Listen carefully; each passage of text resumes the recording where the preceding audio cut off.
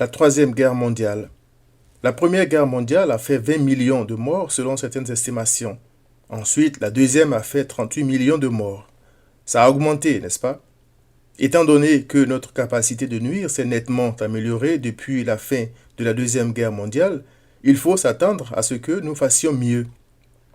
Peut-être atteindrons-nous le milliard de morts cette fois-ci. Pourtant, l'homme refuse de reconnaître le mal qui est en lui et qui le pousse à commettre tous ces crimes. Je sais que je suis un pécheur, dit tout homme, mais toujours mais pour dire qu'on n'est pas aussi mauvais que ça. Personne ne reconnaît que l'Éternel voit que sa méchanceté est grande sur la terre et que toutes les pensées de son cœur se portent chaque jour uniquement vers le mal. Genèse 6, verset 5.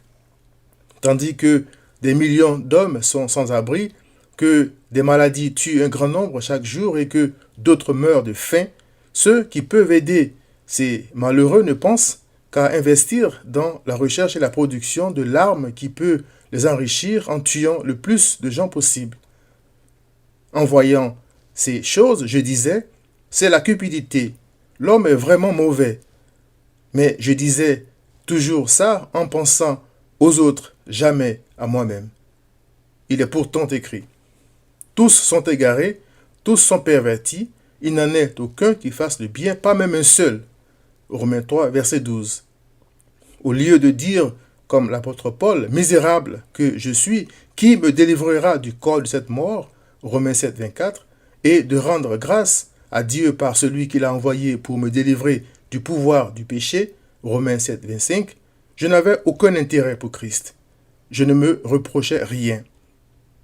Or, il est écrit, car tous ont péché et sont privés de la gloire de Dieu et ils sont gratuitement justifiés par sa grâce, par le moyen de la rédemption qui est en Jésus-Christ. C'est lui que Dieu a destiné par son sang à être pour ceux qui croiraient victime propitiatoire. Romains 3, 25. Christ m'a délivré de la malédiction et du pouvoir du péché et m'a donné une place sous les ailes de l'Éternel.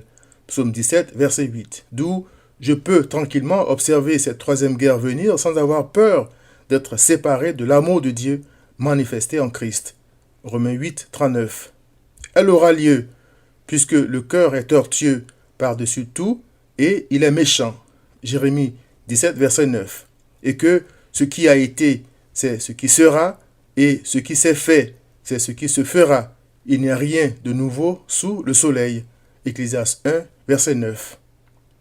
Elle aura lieu aussi parce que l'homme n'a aucun moyen de résister à Satan qui se réjouit de nos infirmités et nous encourage à nous entretuer afin de recevoir la punition qui lui est réservée.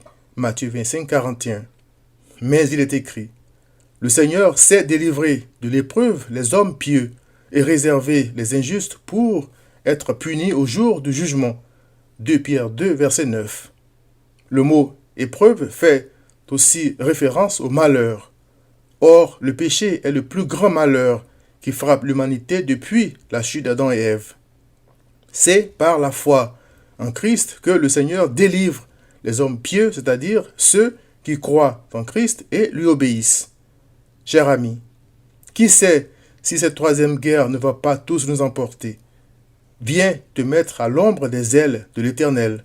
Psaume 17, verset 8. Repens-toi. Viens à Christ.